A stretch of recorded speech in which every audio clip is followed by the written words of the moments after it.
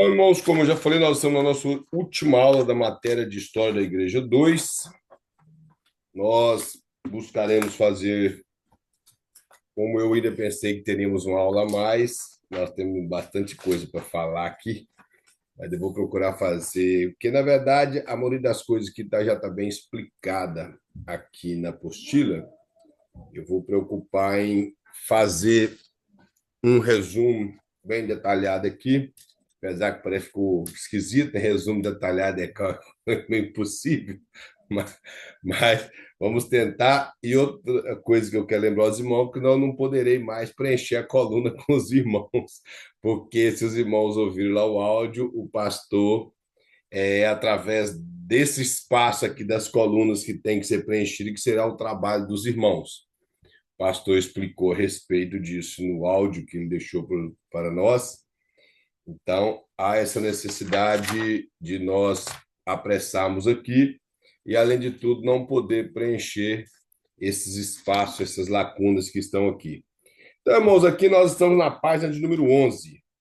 A página número 11, nós estamos falando da matéria da história da igreja. Falamos a respeito do Concílio do Vaticano, sobre a doutrina que algumas igrejas batistas desenvolveram podemos dizer, por simplesmente dogmas deles, por arrogância de alguns líderes, que até hoje tem alguns, não tem nada, como já falei com os irmãos várias vezes, os irmãos sempre vão me ouvir repetir nisso, eu não tenho nada contra Calvino. Calvino foi o maior exegeta da Reforma, e a maioria das literaturas que eu tenho eu tenho muita literatura do próprio Calvino e tem muitos de calvinista. Mas nós temos aqueles calvinistas que são extremistas demais.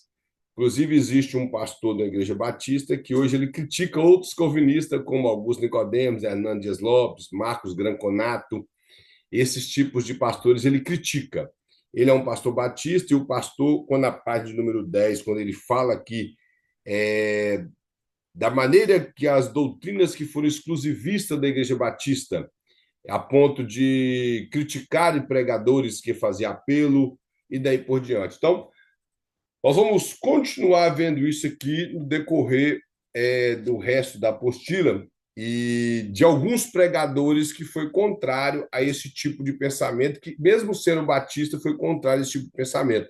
Porém, muitos deles foram excluídos do pensamento calvinista extremista, como Billy Graham, Charles Finney e outros grandes pregadores e avivalistas do século XX. Então, o pastor vai mostrar que a igreja contemporânea ou pós-moderna.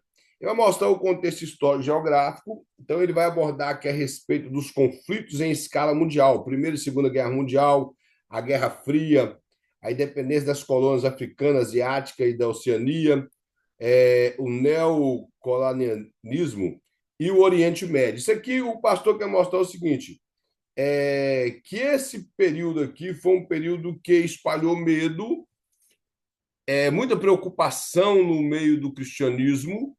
Se nós observarmos a Primeira Guerra Mundial, foi o início, a Igreja Assembleia de Deus, por exemplo, o movimento pentecostal no Brasil, ele era muito novo, e aqui na América também. A América iniciou em 1906, apesar que já existia alguns avivalistas por volta de 1902, aqui na América, e em 1906 ele expandiu com o avivamento da Rua Azusa e outros lugares, em Chicago e outros lugares, e teve um desenvolvimento maior com William Seymour e chegou no Brasil através de Daniel Berg e Gunnar Wingre, esses dois suecos que foram para o Brasil estudar a língua portuguesa.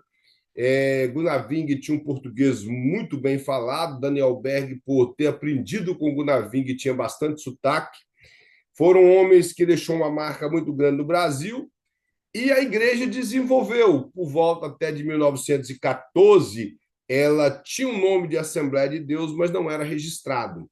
E aqui na América, a Missão da Fé Apostólica, ela assumiu o nome de Assembleia de Deus em documentos, e em 1918 a Assembleia de Deus foi registrada como Assembleia de Deus.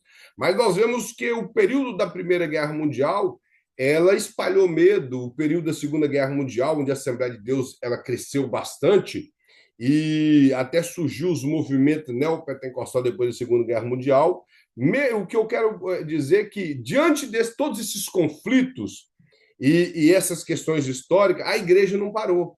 A igreja ela continuou crescendo, ela continuou o seu curso. Então, nós vemos que a igreja de Jesus Cristo nada pode parar. Eu sempre falo na nossa igreja, onde eu congrego, que a igreja venceu o Império Romano, que era uma máquina. O Império Romano era uma máquina. O Império Romano colocava paz na força. A Pax Romana, que é a palavra em latim, que é a paz que o Império Romano impôs, ele foi na força por causa do exército romano. Então, esse exército não parou, os imperadores, com todos os seus planos de governo e suas formas de prejudicar o povo de Deus, não conseguiu parar o cristianismo. E não foi esses períodos, esses conflitos de escala mundial que conseguiu parar a igreja de Cristo. Aí o pastor vai mostrar sobre a globalização, que ele mostra na cultura, na economia, nos transportes, nas telecomunicações, que nós vemos que hoje, se falar de globalização hoje, nós vemos que o avanço foi bem maior do que nesse período que surgiu a globalização, pessoas que falavam mais de um idioma, a maneira de se comunicar através de rádio, quando veio a televisão, foi coisa mais extraordinária. E apesar das igrejas serem contrárias à televisão, mas nós tivemos pastores que, mesmo nesse período, como Jimmy Swaggart, um pastor assembleiano, de grande alcance na sua maneira de pregar e nos milagres que Deus lhe usava, ele foi para a televisão. Outros homens como Silas Malafaia, aqui no período que ele era um grande exegeta bíblico, temos Billy Graham e outros que aproveitou desse movimento da globalização. Porém, foi algo muito bom para a igreja, para o meio cristão, como é até hoje. Mas algumas coisas não trouxe boas influências.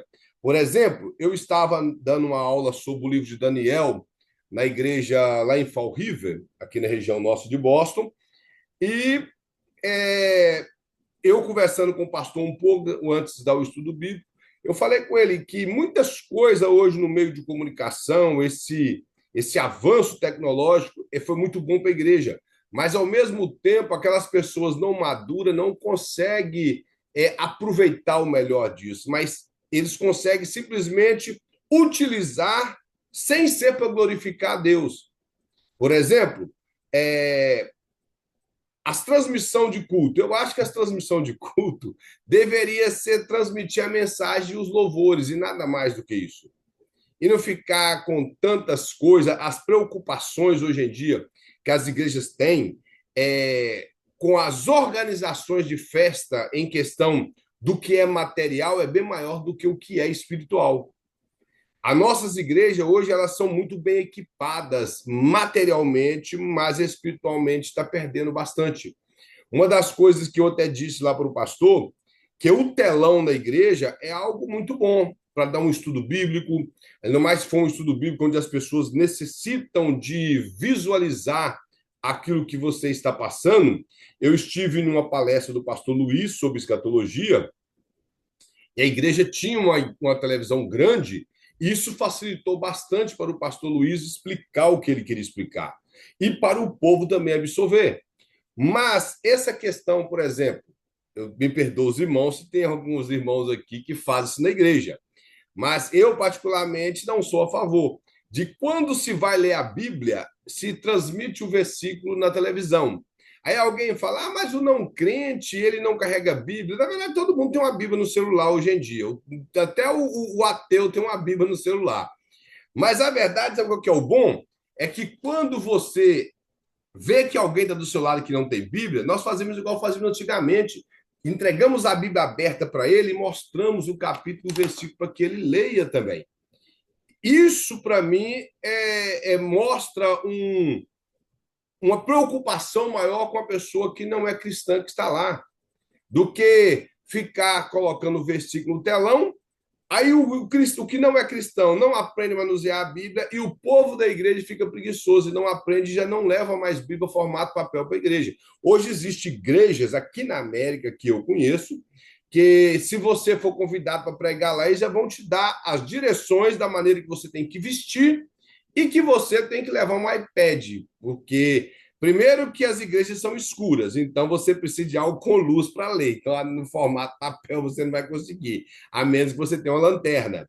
E segundo, porque realmente é uma regra da igreja carregar a Bíblia dentro do iPad. Então, esses tipos de tecnologia, esses avanços da globalização, foi muito bom. Você pode ter um iPad para levar para o trabalho, para o movimento do seu, de ir para um sítio, alguma coisa com a sua família, ou um momento rápido que você precisa de usar a Bíblia, você pode pegar o seu iPad, seu computador, seu telefone, mas isso não pode tirar de maneira onde nós aquilo que nós aprendemos e principalmente carregar a Bíblia em formato papel, que você vai mostrar que você realmente valoriza as escrituras da maneira que ela é.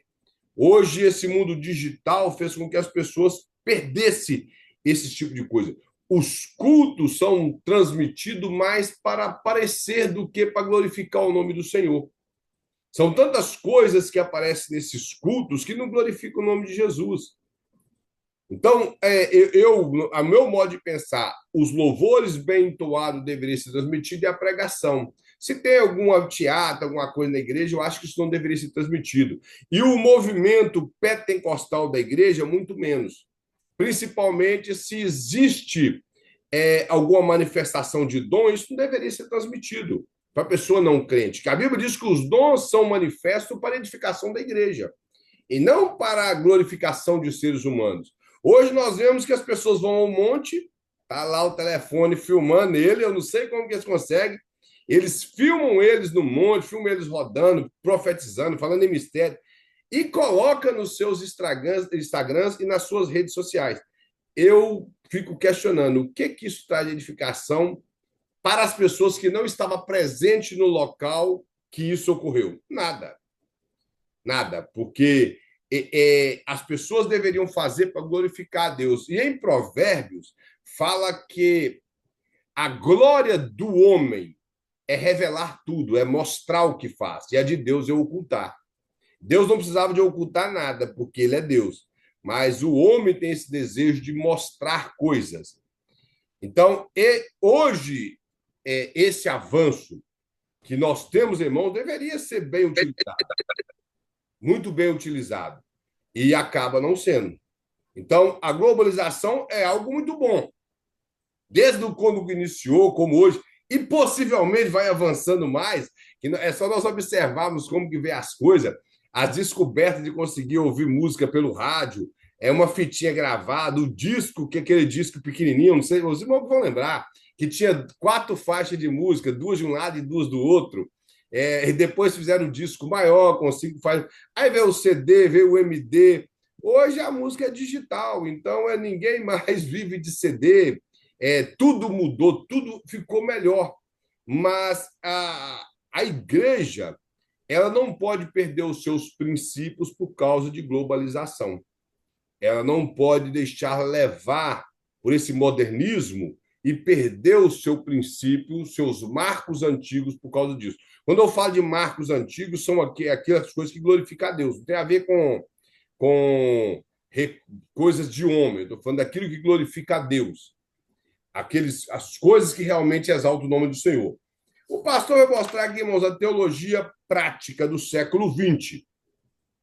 Como se desenvolveu dentro de algumas igrejas, o que eles conseguiram separar do período que a teologia ela entrou para o lado da teologia liberal. Então, o que o pastor monta aqui é explicando a respeito disso, que nesse período do século XX, houve uma revisão de bons teólogos, de toda aquela teologia deixada por Karl Barth, por Rodolfo Bultmann, homens como o próprio Tomás de Aquino, que foi um grande nome da Igreja Católica, que escreveu vários tratados teológicos, e como que eles investiram e desenvolveram uma boa teologia, mesmo da parte dos reformadores, dos avivalistas. Então, ele vai mostrar que, dentro desse fundamentalismo, houve, da perspectiva teológica, uma organização da doutrina das Escrituras, dando o conhecimento das Escrituras, como eu já falei, como autoridade máxima na igreja, Isso desde o período de Lutero, que ele colocou muito claro que a igreja não tinha autoridade sobre as escrituras, sim as escrituras sobre a igreja. E que a autoridade papal estava debaixo da autoridade das escrituras. A escritura ela tinha primazia sobre o povo de Deus. Outra coisa que também desenvolve é a questão da cristologia.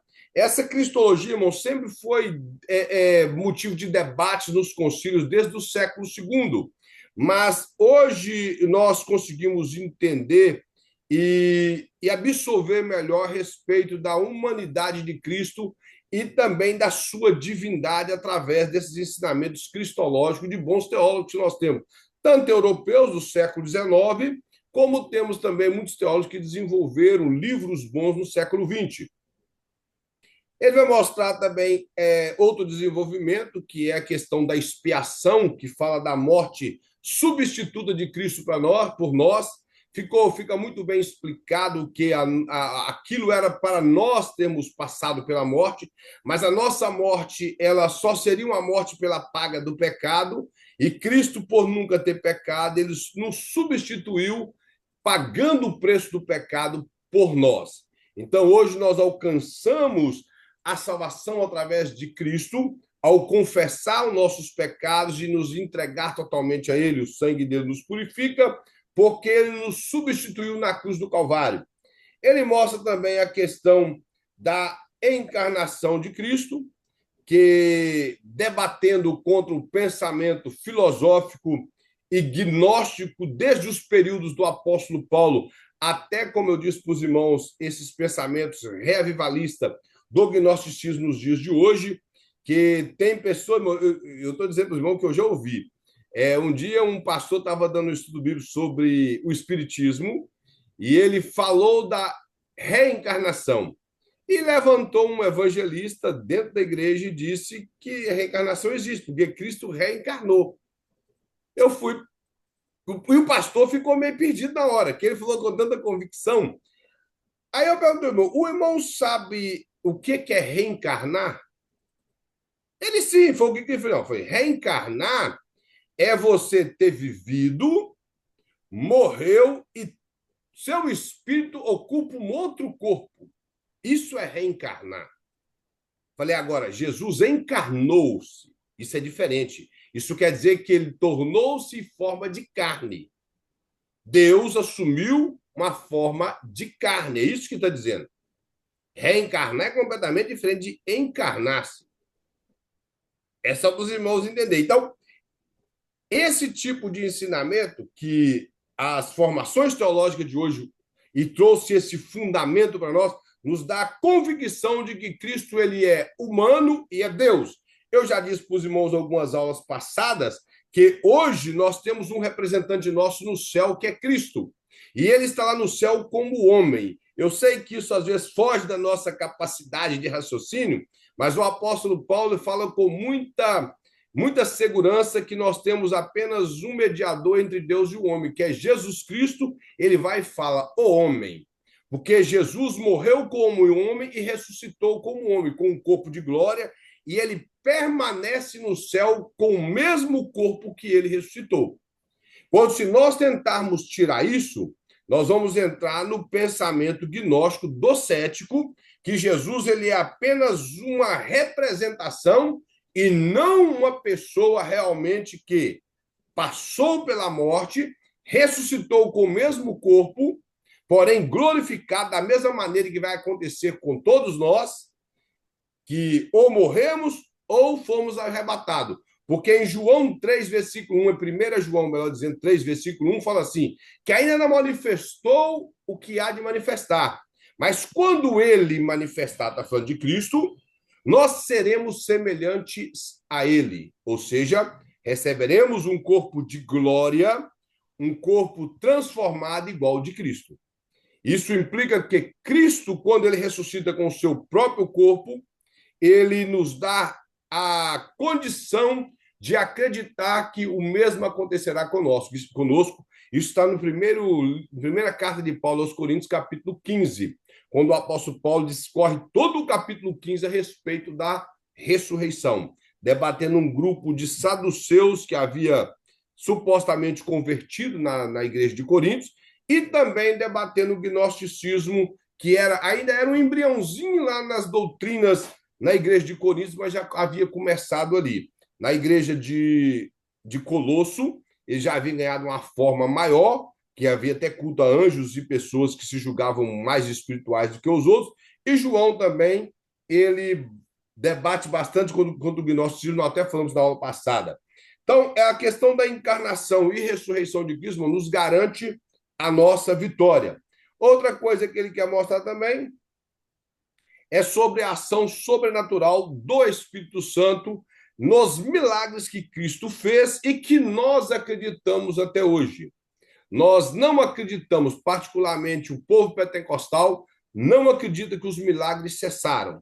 E da mesma forma também eu, particularmente, não acredito que a ação do Espírito Santo se limitou aos apóstolos, de forma alguma. Eu já vi coisas sobrenaturais da mão de Deus. Isso não foi ninguém que me contou, eu já vi. E creio que Deus faz. Então, as pessoas que são adeptas à teologia mais branda, que acredita no sensacionismo, acredita que a igreja já não tem mais essa ação sobrenatural do Espírito Santo, eu respeito, mas eu acredito que eles deveriam experimentar daquilo que é espiritualmente sobrenatural para que eles possam falar. Como eu falei com os irmãos, eu tenho muitos comentários bíblicos de pessoas calvinistas, que alguns acreditam e sabem explicar, mas boa parte dos comentários que eu tenho de alguns calvinistas, quando chega nas partes que a Bíblia declara como sobrenatural, eles não conseguem explicar. Explicar que eu falo assim, falar alguma coisa a respeito daquilo. Eles falam por alto e não gastam o seu tempo em trazer para o conhecimento dos seus leitores essa ação magnífica do Espírito Santo. E eu, mas a minha esposa, nós sempre conversamos que as pessoas, para falar de ação espiritual, ele tem que ter experiência com o Espírito Santo. E a experiência que eu digo, ela não vai ser que a sua experiência vai virar doutrina, mas você, como estudante, você vai aprender. Por exemplo, você aprende teologicamente sobre os dons espirituais. E por você ter experiência, por ser um pentecostal, você vai ter mais facilidade de explicar. Ou então vai ficar simplesmente naquele pensamento. As línguas estranhas só aconteceram em Atos 2 e repetiu-se em alguns lugares de Atos, mas depois cessou. E qual foi o tempo que cessou? Qual foi o tempo determinado que a Bíblia não descreve que cessou os milagres da parte de Deus? Então, nós acreditamos nisso. O desenvolvimento teológico, ele, dentro principalmente do movimento pentecostal, ele acredita na ação sobrenatural do Espírito Santo nos dias de hoje. Então, essa questão da igreja contemporânea, ela não pode perder isso. Conhecer a Deus e seu poder, isso mesmo, Edson, é o que a Bíblia fala, é conhecer a Deus e o seu poder. E infelizmente, muitas pessoas não têm esse interesse de conhecer o verdadeiro poder de Deus. E o próprio Jesus foi quem declarou para os saduceus: errais não conhecendo as Escrituras, é claro que dá as Escrituras primeiro, e o poder de Deus. Poder de Deus, irmão, tem a ver com energia em movimento. Por isso, essa energia em movimento, ela não parou. O Deus, é como nós podemos dizer que Deus ele vai fazer as mesmas coisas que ele fez no passado, ele vai ter que repetir tudo hoje. Deus é Deus de coisas novas, de coisas extraordinárias. Mas Deus continua curando, continua libertando, continua fazendo a mesma coisa. Porque a palavra de Deus ainda ela é poder. E nós não podemos deixar de acreditar nessa ação sobrenatural.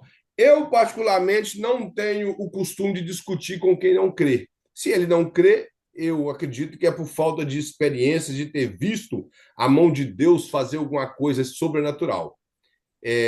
Não crer, ele tem o direito de não crer. Mas eu creio e ninguém pode colocar a mão na minha fé, porque eu creio que Deus continua agindo, curando, libertando, fazendo o paralítico andar, curando o cego, da mesma maneira que ele fez no passado. E a manifestação do Espírito Santo continua a mesma. Eu creio dessa forma. E outra coisa que o pastor mostra aqui foi o desenvolvimento no pensamento escatológico. É claro que nós temos muitas linhas escatológicas, algumas até sem fundamento nenhum bíblico, mas a escatologia bíblica e a escatologia moderna, ela não pode ser separada. Tudo que aqui nós vamos falar tem que estar baseado na Bíblia. E, claro, a escatologia moderna ela dá vazão para muitas interpretações de muitas coisas na Bíblia. Mas nós temos que entender que a escatologia ela deve ser uma doutrina fundamental para a igreja hoje. Porque a escatologia bíblica nos dá a esperança de que Cristo voltará e que nós seremos transformados e aqueles que dormem no Senhor ressuscitarão e que uma eternidade de glória nos espera. Seria muito bom se todos os crentes tivessem uma noção de escatologia, dessas doutrinas das últimas coisas, como, por exemplo, arrebatamento da igreja, grande tribulação, ressurreição de mortos, juízo final, novos céus e nova terra. Deveria ter noção disso, principalmente para valorizar os valores de Cristo, que Cristo depositou nele, porque isso nos dá esperança. O apóstolo Paulo fala aos Colossenses que Cristo em vós, esperança da glória. Quando ele escreve também aos Efésios, ele fala que o Espírito Santo ele é o penhor, ou seja, a garantia da nossa salvação.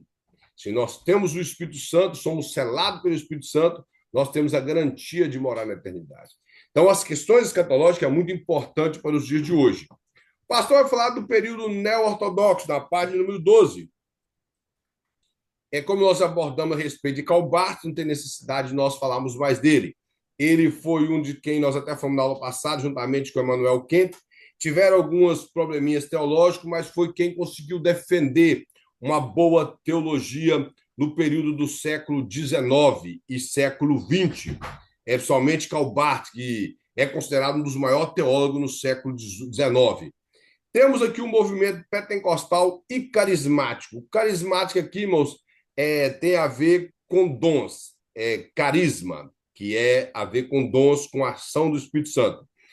Mas é claro que aqui tem alguns viés católicos que aconteceu nos períodos aí dos anos 70, 60, 70, com esse desejo de fazer renovação da Igreja Católica através de manifestações de dons, mas não foi aprovado pelo Papa Karol Wojtyła no período, né, o Papa João Paulo II, mas alguns padres que vieram, como o padre Marcelo Rossi, e outros que vieram com aqueles estilos de cânticos, e até com alguns cânticos evangélicos que eles gravaram, tentando trazer um movimento diferente na Igreja Católica. Só que já nós, do movimento pentecostal, que fomos apelidados de pentecostais, temos que entender que o verdadeiro Pentecoste nada tem a ver só com manifestações de língua. O verdadeiro Pentecoste tem a ver com uma volta de coração à palavra de Deus, com a unidade verdadeira da igreja. Esses dias para trás, eu até falei na igreja que, nas festividades, como eu falei no início, a nossa preocupação com as organizações materiais da igreja é bem maior do que as espirituais, porque nós temos os conjuntos que ensaiam bem para se apresentar, temos uniformes que todos estão dentro de um padrão, seja homem ou mulher, porém, não é porque está com o uniforme que está realmente unido. Os irmãos, eu creio que os irmãos conseguem entender isso. Porque pode estar com uniforme e não está unido. Eu sei de uma festa que deu a maior confusão dias antes da festa. E tudo por causa de uniforme. Ficou um problemão na igreja. E os pessoal cantando lá, todo mundo junto, vestido igual, mas não estavam unidos. Então, isso é muito complicado. Então, o movimento pentecostal, o movimento que nós acreditamos nas ações dos dons espirituais para os dias atuais, desde 1906, com o grande avivamento da Rua Azusa, nós também acreditamos que o verdadeiro Pentecoste, esse movimento pentecostal verdadeiro, está em regressar à palavra de Deus e na mudança de vida. Irmãos, uma primeira coisa que acontece num Pentecoste verdadeiro, que nós chamamos de avivamento, é um quebrantamento na vida das pessoas. Se não há quebrantamento, não tem avivamento, não tem movimento pentecostal. É, a ação pentecostal, que tem a ver com o que aconteceu em Atos 2, se fosse para repetir, é claro que nem tudo que aconteceu naquela igreja serviu de padrão para nós hoje, vai acontecer, como eu já disse para os irmãos, que nem todo mundo vai vender as suas propriedades e repartir para os pobres. Isso possivelmente não vai acontecer. Que as pessoas não irão vender tudo e depositar aos pés dos pastores, apesar que alguns pastores gostariam disso. Mas a questão é, alguns princípios ali é ensinamento para nós entender que tem que haver uma unidade na igreja. Porque a unidade na igreja não é apenas você vender seus bens e repartir com os pobres. É você entender que você não precisa vender os seus bens, mas você pode se preocupar com o seu irmão, que não importa se a necessidade dele é apenas material, mas que também é necessidade espiritual. Por exemplo, nós temos esse mau costume de quando alguém falta de culto da igreja por alguma razão que nosso pensamento é sem motivo, dentro de nós criticamos essas ações. Mas boa parte de nós não pegamos o telefone depois do culto e mandamos uma mensagem ou ligamos para a pessoa para saber o que aconteceu, porque que ele não foi ao culto. E isso é uma realidade. E o movimento pentecostal verdadeiro tem que ser esse, onde nós preocupamos com o nosso semelhante, principalmente os domésticos da fé, como diz Tiago. Nossa preocupação com nossos irmãos em Cristo. Ele fala da teologia da prosperidade. Essa teologia, irmãos, eu creio que os irmãos estão cansados de ouvir a respeito disso.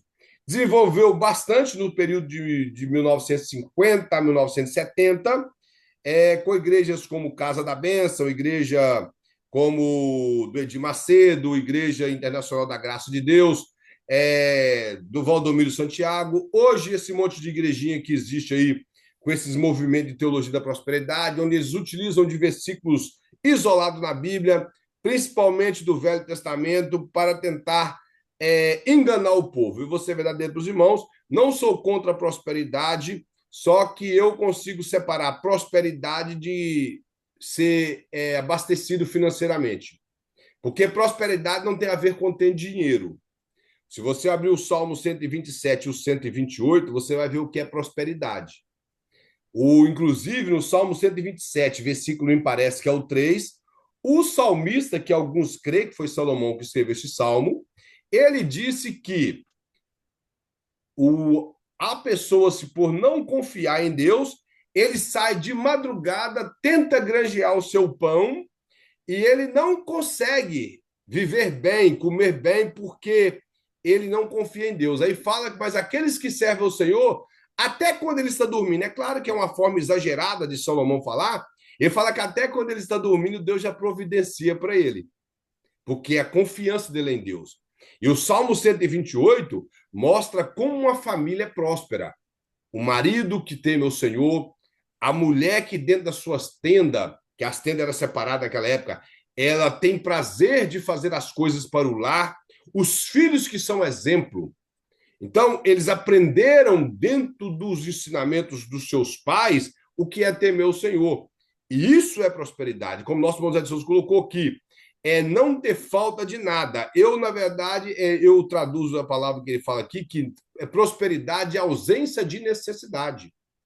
Como eu falei na aula passada, a oração que nós conhecemos como oração do Pai Nosso, oração modelo, o pão nosso de cada dia nos dai hoje, seria a necessidade de sempre estar na fonte buscando. É sempre estar na fonte buscando. É você ter hoje e amanhã você entender que você tem que ir em Deus de novo buscar o pão de hoje. Os irmãos estão entendendo? E quando for amanhã, você vai entender que você precisa de ir de novo. Só que o povo confunde prosperidade com dinheiro. E dinheiro, eu particularmente não sei se é bom ter, porque eu não tenho bastante dinheiro. Mas não deve ser ruim. Mas, como o salmista fala no Salmo 127, sem a bênção de Deus, não faria diferença nenhuma para nós. Teríamos apenas dinheiro. E agora, com a bênção de Deus, porque não há pecado em ser rico. Há pecado em ter o coração do dinheiro, como o apóstolo Paulo fala em 1 Timóteo, capítulo 6, versículos 9 e 10. É você ser avarento, ter o coração no dinheiro. Ele ainda chega a dizer em Colossenses que a avareza é igual a idolatria. Então, isso é pecado. Porque nós tivemos homens na Bíblia que foram ricos. E esses homens, inclusive dois deles, quando Jesus morreu, eles tiveram de presente, que no caso foi Nicodemos que deu os melhores perfumes, que eram caríssimos na época, e José de Arimateia que deu um túmulo novo para Jesus. Um túmulo que ninguém nunca foi posto nele. E depois de Jesus, ninguém realmente nunca mais foi posto naquele túmulo. Então nós vemos que não há problema em ter prosperidade, em ter dinheiro, mas o dinheiro tem que vir acompanhado da verdadeira prosperidade. Agora, na teologia da prosperidade, o interesse desses supostos pastores é enganar o povo e é eles enriquecer e o povo ficar pobre. É com supostas promessas que a Bíblia não faz. Primeiro, porque a Bíblia trata de contar a história de um povo e da salvação através de uma pessoa, de Cristo. Jesus não morreu para que nós venhamos a ser ricos financeiramente. Jesus morreu para que nós venhamos a ter perdão dos nossos pecados. Essa é a razão da morte de Cristo. E a sua ressurreição é para que nós tivéssemos vida eterna. E não para que nós venhamos a ter carro, prédio, empresas e coisas dessa maneira. Se alguém pode ter, através da sua força e do seu suor, que Cristo lhe concede saúde para isso, é maravilhoso. Agora, essa não é a tendência teológica bíblica e nem tampouco a razão da morte de Cristo. Então, esse desenvolvimento da teologia da prosperidade, na boa parte das vezes, é somente para enganar o povo. Na outra página, a página 13, vai falar dos movimentos ecumênicos e o Conselho Mundial das Igrejas. Aqui o interesse era banir disputas teológicas que sempre dificultou o avanço do cristianismo. Esse ecumênico aqui, se os irmãos for ler, não tem a ver com esse pensamento ecumênico de hoje, de todas as religiões se formar. Porque nesse período foi o período que teve muitas disputas entre Jacó Armínio, do arminianismo, e o calvinismo, que inclusive no Sínodo de Dort, o calvinismo foi condenado como heresia. E os calvinistas amam dizer isso. Porém, eu estou falando, eu não sou arminiano, e os calvinistas amam dizer isso. Porém, o calvinismo também foi tratado como heresia no Concílio de Orange em 529. Eles não lembram dessa parte. Mas esse concílio ecumênico que está mostrando esse movimento ecumênico, foi a quebra, a deixar de lado essas disputas teológicas que são secundárias, que não levaria o interesse aos ouvintes para que eles pudessem conhecer a Cristo e converter-se. Então, o indiferente do pensamento calvinista que não faz apelo, e o pensamento arminiano que concede o apelo ao pecador para que ele se reconcilie com Cristo, eles queriam quebrar isso, parar com esse pensamento da ordem salutos, que fala da ordem da salvação, do pensamento arminiano e o pensamento calvinista, mas era simplesmente pregar o evangelho, as boas novas de Cristo, para que as pessoas se arrependessem e viessem a converter a Cristo. Então, esse movimento ecumênico é nesse interesse, quebrar os padrões teológicos que são secundários. Ele vai mostrar aqui, irmãos, algumas coisas também no televangelismo, e uma, como eu falei com os irmãos, esse avanço que as igrejas e alguns pregadores tiveram, e um deles que ficou muito conhecido, Billy Graham, com as suas pregações extraordinárias contra pecado e chamando as pessoas ao arrependimento, pregando contra adultério, um pastor que as pessoas queriam criticar, tipo assim, o movimento das igrejas batistas, por ele ser, na verdade, um evangelista batista, ele pregava com muita autoridade, com muita sabedoria e com muita Bíblia. E ele era muito apologético em relação a debater contra o pecado. As pregações de Billy Graham eram pregações que realmente penetravam no mais profundo do coração, da alma da pessoa e transformou muitas vidas. E temos, como eu falei com os irmãos, na questão da televisão, Jimmy Swaggart, com todas as dificuldades que nós tivemos no Brasil, aí temos, não sei se os irmãos ouviram falar do pastor Edson Rubestini, foi um grande. Até hoje ele tem um programa de televisão, um extraordinário pregador, Silas Malafaia, e outro que, do período da televisão, ele não tinha canal de televisão, como o Silas Malafaia, mas de vez em quando ele aparecia.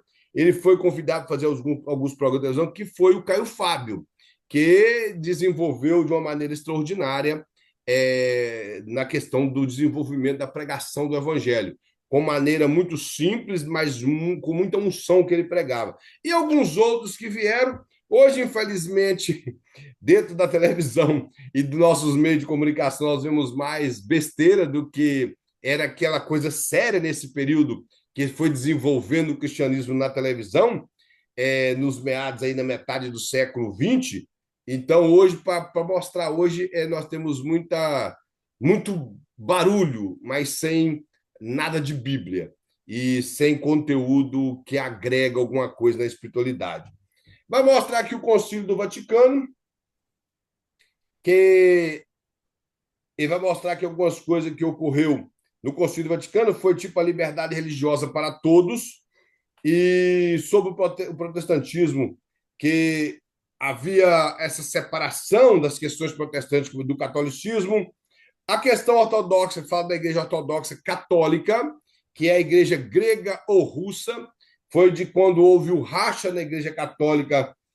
Já houve vários rachas, mas esse racha aí no século XI, que a igreja católica se dividiu em ortodoxa e a católica apostólica romana, e a ortodoxa grega e a ortodoxa russa, elas ficaram com um estilo diferente de missa e também com alguns tipos de doutrina e dogmas diferentes, sem adoração, veneração total a Maria, e outros tipos de doutrina, por exemplo, o padre na ortodoxa pode ser casado, e daí por diante. Eles até então tinham o Papa deles, mas já há alguns anos eles simplesmente são ligados ao Vaticano, e o Papa americano hoje em dia, que é o Papa da Igreja Ortodoxa, tanto russo como a ortodoxa grega.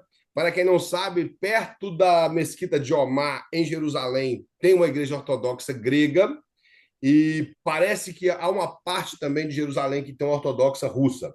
Ele fala do desenvolvimento e a estimulação na leitura da Bíblia, nas traduções e leitura. A tradução da Bíblia para as línguas capacitou, primeiro, na alfabetização de muitas pessoas, como também no conhecimento que as pessoas tiveram a Bíblia no seu próprio idioma, e isso facilitou com que as pessoas viessem a conhecer as escrituras. Todo mundo recebeu. A irmã Priscila falou alguma coisa? Não, foi eu que coloquei no áudio, perdão. Tá ok. Desculpa. Não, sem problema. Aí a Igreja Católica trouxe a missa no idioma oficial do povo, que antigamente era celebrado só em latim, nós já falamos disso, ninguém entendia nada e ficava por isso mesmo. Ele mostra a reafirmação da tradição e dos dogmas da Igreja Católica, como aconteceu por várias vezes a Igreja Católica com o interesse da Contra-Reforma e de muitas outras coisas, quando eles vão perdendo, eles vão inventando coisas dentro das questões da teologia dogmática, que quando você impõe dogmas dentro da igreja. Esse foi a questão do Concílio do Vaticano II. A teologia da libertação aqui, mano, nós já falamos dela, então aqui vai só mostrar o desenvolvimento, mas como aqui é para preencher esses espaços aqui, eu vou deixar para os irmãos responder isso aí, porque é o trabalho que o pastor passou para os irmãos. Na outra página, fala da conclusão e um panorama atual do cristianismo. Como nós já falamos, a questão da globalização, que o pessoal houve um problema na velocidade, nos acontecimentos das coisas.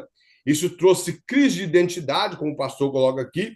Por isso que eu disse que a globalização foi muito boa, como é muito bom até hoje os desenvolvimentos, mas vamos ser verdadeiros, irmãos. O povo não está sabendo que eles são mais. O povo não sabe o que é ser cristão hoje em dia. Então, esse tipo de coisa o povo não conseguiu viver bem com ele. Ele fala do consumismo, que o pastor coloca aqui a questão do ter e ser versus ser, e a exclusão, ou seja, que causa esse tipo de exclusão que ele quer mostrar aqui, é da pessoa que supostamente tem, despreza o que não tem. Isso é antigo. Isso estava lá na igreja de Coríntios, capítulo 11, o texto da ceia.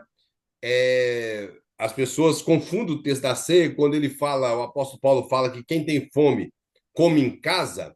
Isso ali não está falando do pão da ceia, está falando da refeição que eles faziam antes da cerimônia da ceia, que era a chamada festa ágape, que as pessoas com condições melhores levavam comida e aquelas pessoas que não tinham, que tinha muita pobreza na época, nas igrejas dos primeiros séculos, então as pessoas com melhor condição compartilhavam com os que não tinham.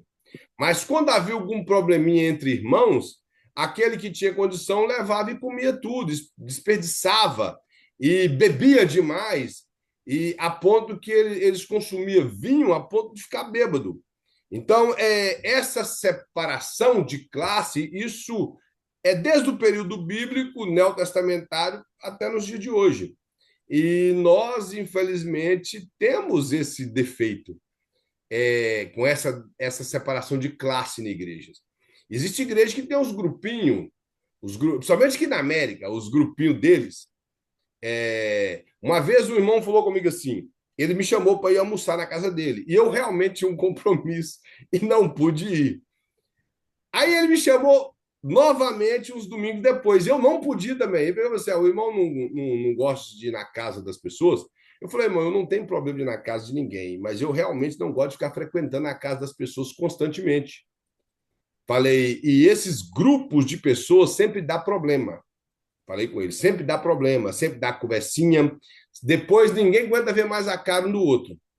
E falei, e sem contar que o grupinho aqui tem um probleminha com o grupinho de lá. E vai aqueles problemas.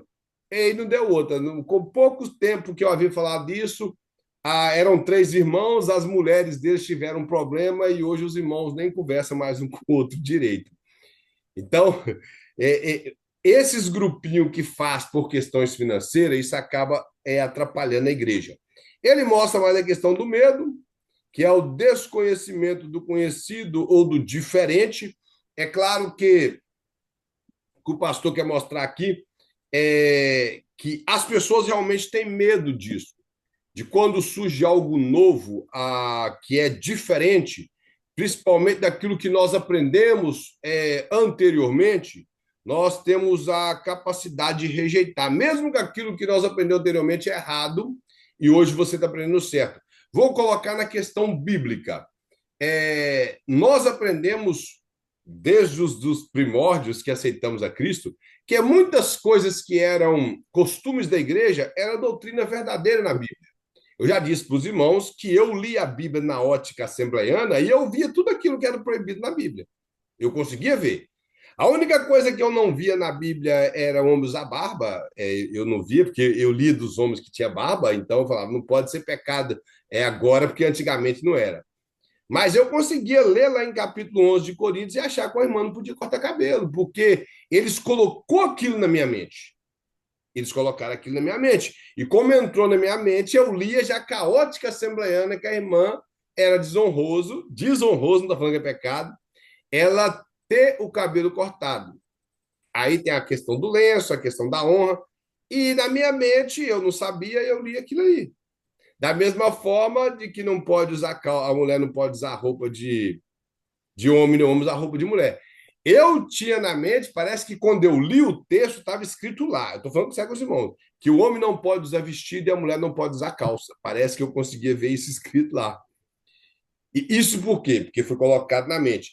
Aí eu recordo que, com o passar do tempo, eu fui estudar a Bíblia, entrou um pastor na igreja, um dos homens que, como eu já falei com os irmãos alguns tempos atrás, que me influenciou a estudar as Escrituras. Ele tinha um conhecimento extraordinário, hoje ele já dorme no Senhor. E ele disse na igreja que muitas coisas que era proibido não era pecado, era só um costume da igreja. E que essas coisas, mas o que ele queria ensinar você pode continuar fazendo esses costumes da igreja, guardando eles, mas isso não pode ser padrão de salvação para você. Você tem que entender que você é salvo pela graça. Esse era o interesse do pastor.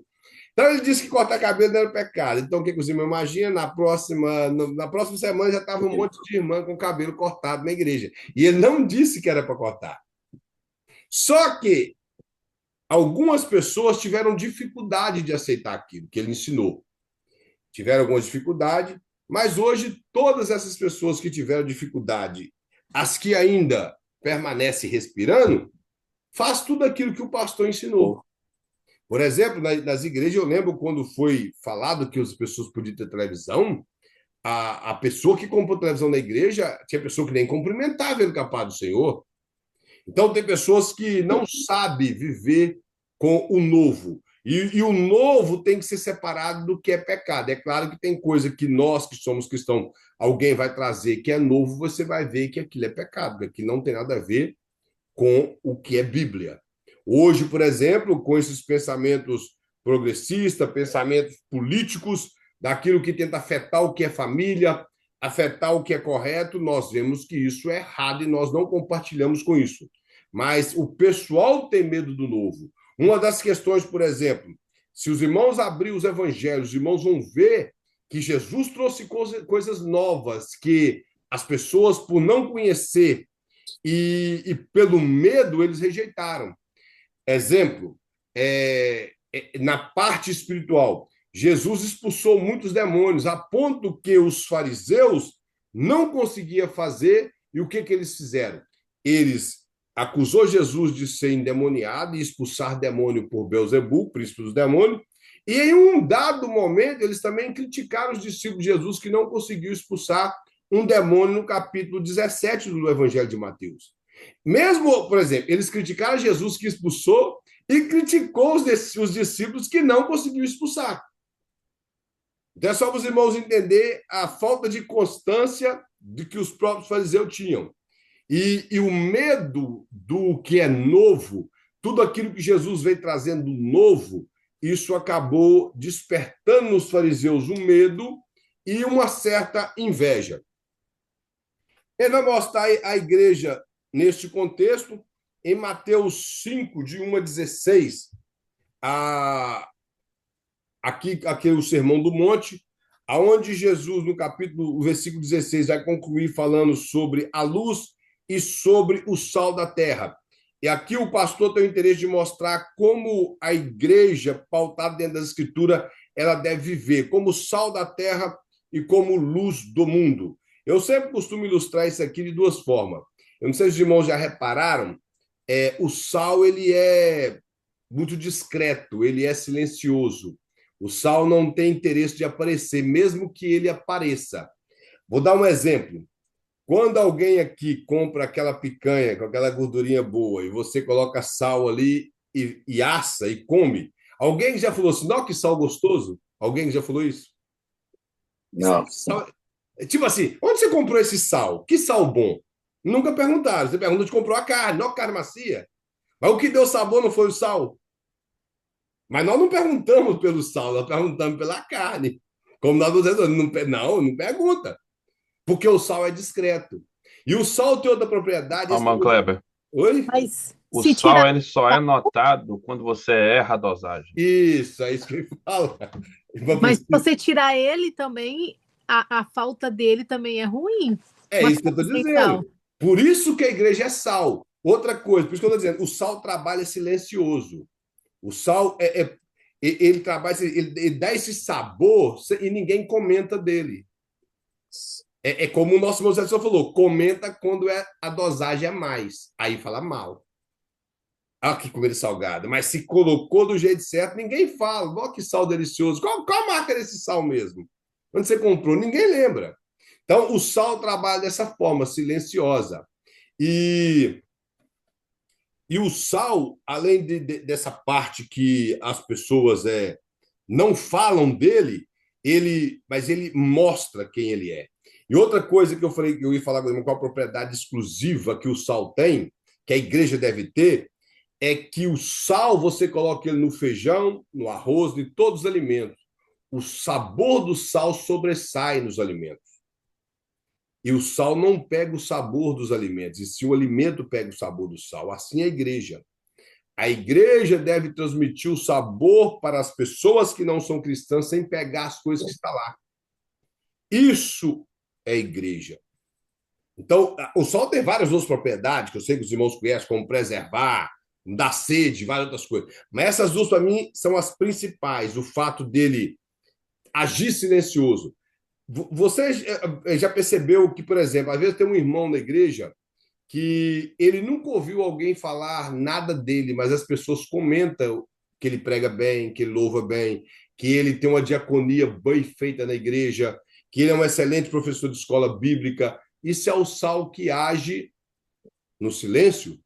Então, é melhor as pessoas falar bem de você do que você ficar se proclamando. Agora, a luz já é escandalosa. A luz já aparece. Então, a igreja, há momentos que a igreja precisa de se desenvolver de maneira que o nome de Cristo seja glorificado. Se você pega esse momento aqui que eu estou e apago todas as luzes da minha casa, assim que você deu a luz, dá aquele estralo, todo mundo vê. Se você for numa montanha e acender uma luz lá, cá de baixo todo mundo vai ver. A igreja tem que ser dessa forma. Ela tem que brilhar no lugar escuro, transmitindo luz. Jesus, ele fala que quando se acende uma luz, ali no caso seria uma lamparina ou então a tocha, e se coloca no velador. O velador era um suporte que tinha na parte alta da casa, e ele diz assim, olha como que Jesus fala, que ao se colocar essa luz lá, ela clareia e traz luz para todos os homens. Interessante. Ou seja, luz para todas as pessoas da casa. Não era simplesmente clarear a casa, era trazer luz para os homens. Assim é a igreja. O nosso papel é fazer com que as pessoas conheçam a Cristo. Elas sabem quem é Jesus. Esse é o papel da igreja. O pastor vai desenvolver algumas utilizações aqui das questões da igreja, que nós até falamos em outras aulas. Por exemplo, falar a utilização dos meios de comunicação, nós já falamos da questão da tecnologia, a questão da missão que foi feita em curto prazo, em short term, que quer dizer em curto prazo, as questões missionárias, que houve esse desenvolvimento na igreja de enviar missionários, porque havia essa necessidade e de implantação de igreja, missionários realmente capacitados, que implantou a igreja, preparou obreiros, e dali foi para outro lugar. Então, são missões a curto prazo. Ele mostra também os desafios, conforme está em Mateus 6, versículo 19 a 21. Essa questão de que ele mostra aí sobre que tem se tornado frequente na voz de alguns líderes em contraposição à cultura consumista de nossos dias. Aqui, como nós falamos um pouco para trás aqui, esse interesse de consumo que as pessoas têm, vai colocar que, infelizmente, a igreja dos nossos dias perdeu esse sentido de vida provisória e de peregrinação aqui na Terra. Esse desejo de possuir coisas aqui e esquecendo da eternidade. Então, esquecendo que nós somos apenas peregrinos e forasteiros dessa terra, conforme o escritor aos Hebreus fala. Ele mostra sobre a atuação do Instituto Wycliffe, o John Wycliffe, que fez tradução da Bíblia para o inglês, que foi morto.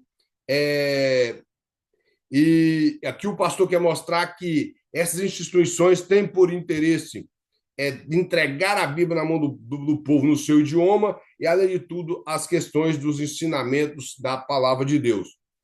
E ele mostra que o meu desafio diário é viver meu Atos 2, em contraposição com Babel. Aqui os irmãos, eu creio que os irmãos têm um entendimento desse paralelo feito aqui, que é a respeito do que Babel espalhou em Atos 2, juntou, o que Babel confundiu em Atos trouxe clareza, o que Babel fez com que as pessoas, cada um pensasse em si mesmo, lá em Atos 2, fez com que as pessoas pensassem em comunidade, pensassem no seu semelhante. Então, esse é o interesse, e o que o pastor mostra aqui, que o nosso desafio como igreja é entrar dentro desse padrão teológico prático, que não é uma coisa fácil. Como nosso irmão Zé de Souza falou, a questão que nós estávamos falando do sal e do alimento barato que muitas pessoas estão tendo hoje em dia. A falta do investimento no que é espiritual e bíblico. Aqui o pastor vai mostrar a missão através da história. Eu vou pular cá para a questão do período da igreja primitiva, do século de 1 a 3. Esse foi um período de grande desenvolvimento da igreja em meio a perseguições, que a perseguição da igreja ela acabou por volta do século quarto, mas no período do século I, a igreja desenvolveu aí, após a morte e ressurreição de Cristo, a inauguração com Pentecoste, cresceu bastante, tanto em Jerusalém como em outras partes. A igreja teve o seu desenvolvimento, alguns problemas teológicos no segundo e terceiro século, mas tudo foi resolvido através de homens que Deus preparou.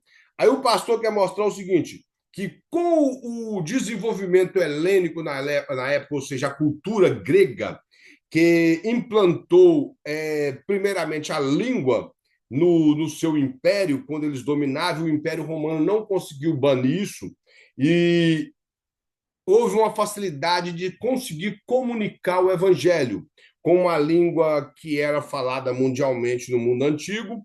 Por isso que todo o Novo Testamento é escrito em grego para o alcance em massa, e boa parte dos apóstolos dominava o grego, dos pregadores, não dos apóstolos, dos pregadores dominava o grego com facilidade, como Lucas, Paulo, Apolo, Silvano, que é o mesmo Silas.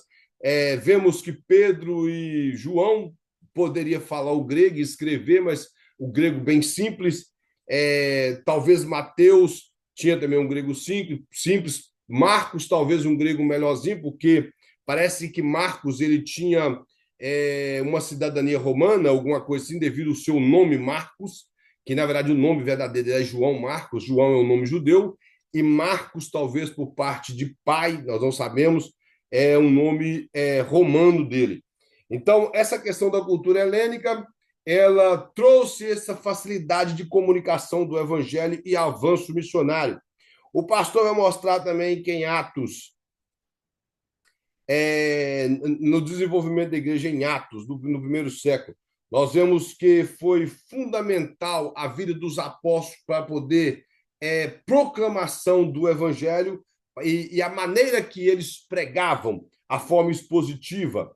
Ele vai mostrar aqui a questão da perseguição da igreja, que começou ali com Estevão, e dali realmente a perseguição foi grande. Ainda o apóstolo Paulo não era convertido, foi quem estava presente no Sinédrio nesse período, até se prontificou a fazer com que essa perseguição ela desenvolvesse mais e tivesse maior alcance, mas o Senhor lhe salva. Ele mostra a questão de Filipe como missionário que alcançou talvez toda parte da Etiópia ao batizar aquele secretário da rainha de Candaço, melhor dizendo, na Etiópia, e possivelmente o evangelho chega lá. Ele mostra os apóstolos saindo para trabalhar. Existe um livro que eu tenho, que é esse livro aqui, que ele é chamado Após Atos. Esse livrinho é um livro de questões históricas, não é um livro inspirado por Deus, é um livro escrito sim por um cristão. Ele trata o que aconteceu com os apóstolos, com os homens e mulheres de Deus no período pós-Atos dos Apóstolos. Então, esse livrinho seria um livro muito bom para você ter na sua biblioteca. E mostra o apóstolo Paulo com a sua contribuição no cristianismo como um grande bandeirante do cristianismo, quem desbravou por todo o mundo antigo, em várias regiões da Ásia Menor, o cristianismo, e deixando muitas igrejas implantadas ali. E uma das coisas que eu mais observo no trabalho do apóstolo Paulo foi como ele conseguiu deixar uma igreja em Tessalônica com apenas, parece que 3 semanas que ele esteve lá. Ele deixou uma igreja sedenta de ouvir a palavra do Senhor e bem estruturada. E, além de tudo, com muito desejo que Jesus voltava. Porque na segunda carta, o apóstolo Paulo, na primeira, ele escreve, dando diretriz teológica. Na segunda, ele tem que corrigir alguns irmãos por acreditar que Jesus voltava ontem, a ponto que eles pararam até de trabalhar, acreditando que Jesus já estava voltando. Então, hoje, as pessoas já nem preocupam mais que Jesus volta. Completamente. O apóstolo Paulo teve que mandar o povo voltar a trabalhar e saber que Jesus iria voltar, mas sem se acomodar e parar de trabalhar, porque não há necessidade. Jesus pode voltar e você trabalhando e subir. Ele vai mostrar que o período do século XVII ao século, não, século XII ao século XV, que é o período pré-reforma, mostrando que as cruzadas que ocorreram dentro desse movimento antes da reforma, cruzadas com tentativa de tomar Jerusalém. Jerusalém foi palco de muitas guerras pelos Cavaleiros Templários, pela Igreja Católica, com domínio da Igreja Católica, depois caindo pela mão dos árabes através da vida de Saladino, que foi um grande líder árabe que dominou Jerusalém por muitos anos, depois perderam para os ingleses, junto com os franceses, que isso é uma questão de história. Mostra as questões papais, que tinha toda a autoridade. Aí surgiu pregadores como Girolamo Savonarola, John Hus, John Wycliffe, William Tyndale, que vieram um pouco antes da reforma, trazendo principalmente John Hus, que foi um dos pregadores tcheco, que trouxe uma mensagem combatendo completamente as heresias dentro da Igreja Católica, a não conformar com o que a Igreja ensinava. E mostra a queda de Constantinopla, que isso teve um arraso total dentro do pensamento teológico católico nessa época. Aqui, irmão, nós temos várias lacunas para os irmãos preencher e nós vamos pular para a página de número 19 para nós terminarmos a nossa aula aqui com esses minutos que nos restam. Nessa parte das lacunas, como eu já falei com os irmãos preencham, envia para o pastor da maneira que ele pediu lá no áudio. A questão aqui na página melhor 18 da Igreja Contemporânea, nós já vimos várias coisas que aconteceram no período da Igreja Contemporânea. Então, na página 19, fala da visão panorâmica histórica da música. Isso aqui é uma coisa interessante, irmão, que a música ela faz parte do culto, a música faz parte da vida do cristão. A música parece ter sido desenvolvida, nós não sabemos, mas a única vez que a Bíblia faz a primeira menção de questão de música são com os filhos de Caim, da descendência de Caim. Há quem crê que eles criaram aqueles instrumentos musicais para festejar nas suas festas normais do dia a dia que eles tinham ali naquela pequena comunidade. E isso, com o passar do tempo, vem desenvolvendo dentro da igreja. Davi foi quem conseguiu organizar isso no período da tenda de Davi. A tenda de Davi é uma tenda que, quando ele trouxe a Arca da Aliança da casa de Obed-Edom, ele criou uma tenda fora de Siló e ele colocou essa Arca da Aliança lá. E as pessoas que iam fazer sacrifício em Siló, que lá seria a sede onde estava o tabernáculo, mas lá não existia arca. A arca, então, estava em Jerusalém. E quando eles iriam fazer o dia do Yom Kippur, tinha que ser em Jerusalém. Pós Davi, vem Salomão e edifica o templo. Porém, Davi deixou muito organizado. A Bíblia fala que Davi deixou tesoureiro, deixou cronista e deixou músicos.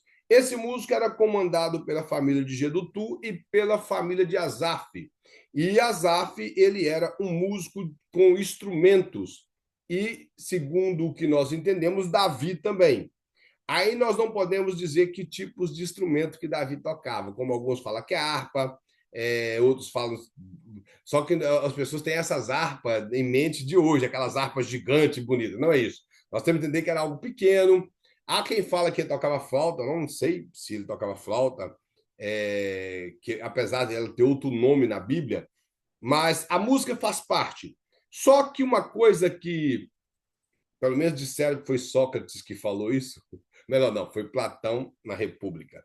Só que aí não dá para saber se foi a pensamento de Platão ou se é de Sócrates, que a música ela determina como é uma sociedade. Eu já disse para os irmãos, e isso filosoficamente está certo. Se você observar algumas comunidades que nós temos no Brasil e aqui nos Estados Unidos, os estilos de música determinam como aquele povo é. E isso é muito claro. Você vê um tipo de pessoa que gosta de um tipo de música, você consegue fazer uma leitura dele, do jeito que ele é. E as igrejas não é diferente. Hoje nós perdemos muita essência do que é louvor na igreja. Perdemos muito isso. Estamos hoje com tipos de músicas que não são louvores. Ela tem melodia bonita, letra aparentemente bonita, letras às vezes com jogo de palavras, letras que falam de Jesus, mas não adoram a Deus. E eu já disse, irmãos, um dia eu até disse na igreja que eu congrego, falar de Jesus não quer dizer que você está adorando Jesus. Porque o Roberto Carlos fala em muitas músicas dele de Jesus. E nem por isso ele adora Jesus. E, inclusive, tem um hino que o Gustavo Lima canta, que ele cantou sertanejo, que ele, como ele é um cantor e ele realmente canta, ele canta melhor que muito crente. Só que ele só canta, ele não tem unção, ele não tem como adorar. É diferente do verdadeiro adorador. Então, a música faz parte do culto. A música faz parte daquilo que nós chamamos de serviço a Deus. Aí o pastor mostra alguns tipos de música. Ele fala, primeiramente, que os judeus costumavam cantar salmos, alguns acompanhados de instrumentos, até fala instrumentos de corda, instrumentos de sopro ou de percussão. Isso está lá na maioria dos títulos dos salmos, e aqueles títulos, a maioria deles não foram acrescentados pelos teólogos, são títulos que vêm nas versões originais que a Bíblia foi escrita. E ele mostra que Jesus, no período da última Páscoa e na transição da Páscoa para a ceia, ele cantou também um salmo.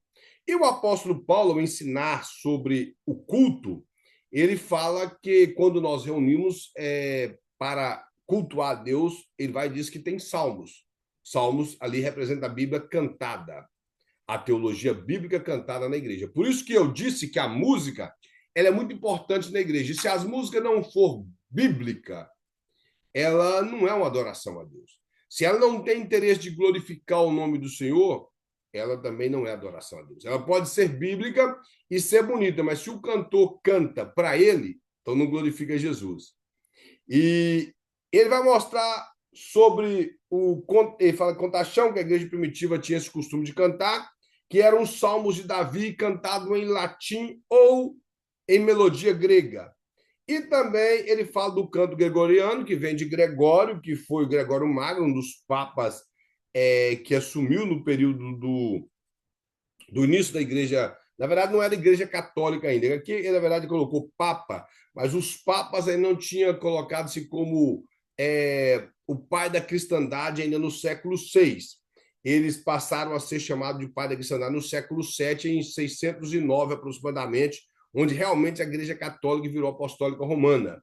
Mas nesse período do bispo de Roma, que seria Gregório Magno, eu creio que aqui o pastor colocou papa, porque nesse período já havia esse domínio papal desde o fim do século IV para a entrada do século até o século VI, já tinha esse domínio papal com o bispo de Roma. Ele mostra sobre esses cânticos, eles eram em corais, muitas vozes. Até hoje nós vemos muitas imitações, principalmente na Igreja Católica, e até alguns tipos de músicas no pensamento medieval, com aqueles corais que realmente são bonitos. Nós não podemos negar isso. Que não importa, eu estou dizendo que pode estar até cantando música que não é cristã, mas nesse pensamento, nessa linha medieval, as músicas são muito bonitas.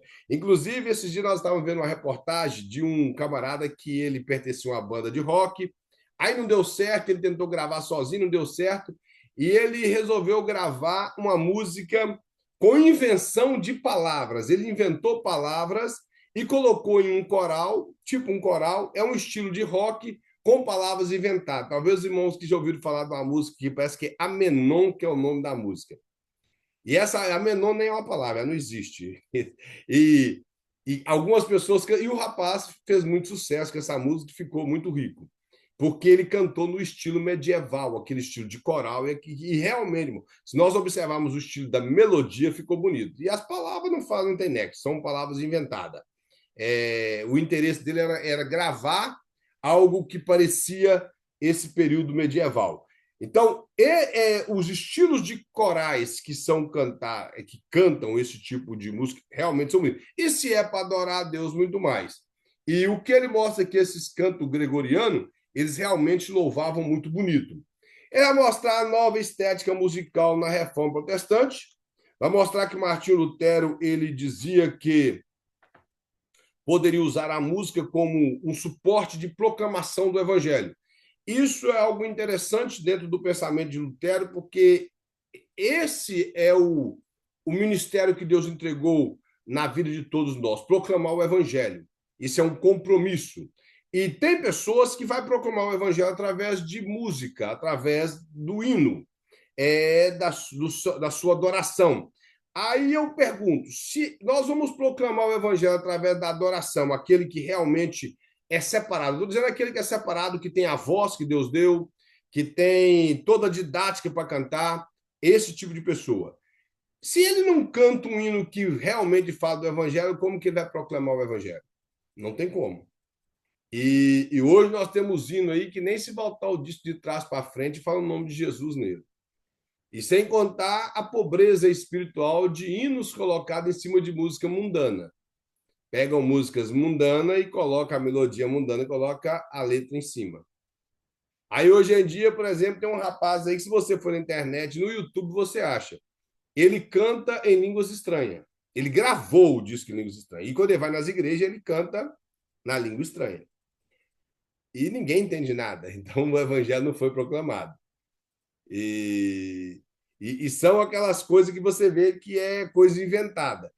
O negócio ficou tão brincadeira e eles perderam tanto o sentido do que é adoração a Deus que fazem esse tipo de coisa. E Jesus ensinou que a adoração ela tem que ser em espírito e em verdade. Em espírito porque é com todo o nosso ser. É entrega total. E em verdade porque tem que ser bíblico.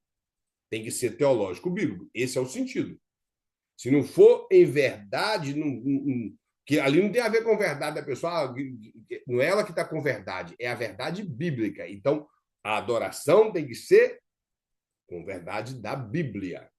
Ele vai mostrar também que aí Lutero, ele pensa assim, que poderia, através dos cânticos, expressar doutrinas bíblicas. Como eu já falei, então, a canção tem que ser bíblica.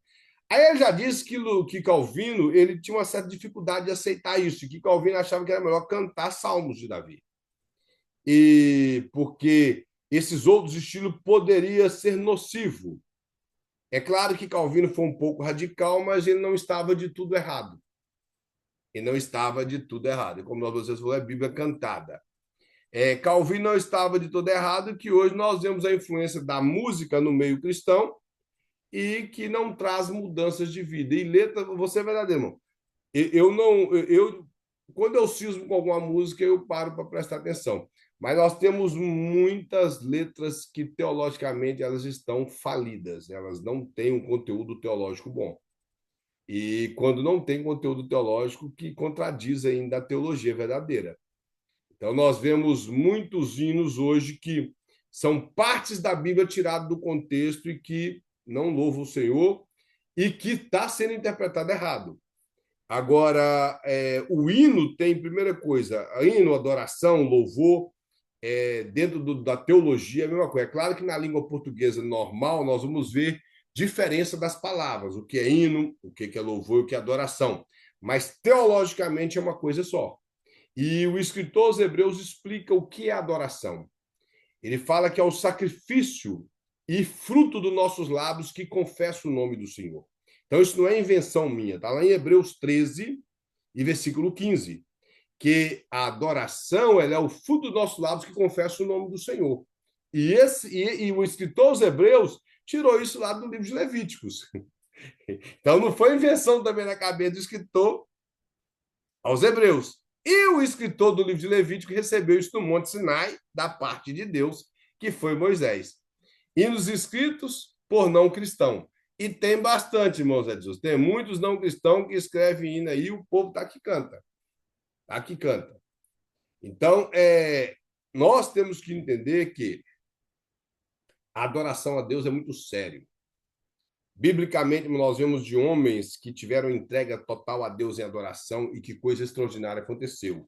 Vou dar um exemplo de dois. Davi, ao expulsar um espírito maligno da vida de Saul, só em dedilhar uma harpa, e Paulo e Silas em uma prisão, ao louvar, Deus faz alguma coisa, talvez ele bateu o dedo dele na terra, só lá naquela região da Ásia Menor, e fez tremer todo aquela estrutura que, segundo os estudiosos da geologia da época, diz que a placa tectônica da cidade de Filipos era única, ela não tinha divisões. E mesmo assim, Deus fez haver um terremoto lá.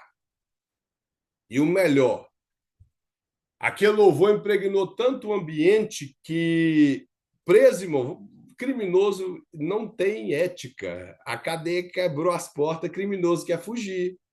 Mas todo mundo ficou lá dentro. Diz a Bíblia que quando Paulo e Silas oravam e cantavam, todos ouviam eles orando e cantando.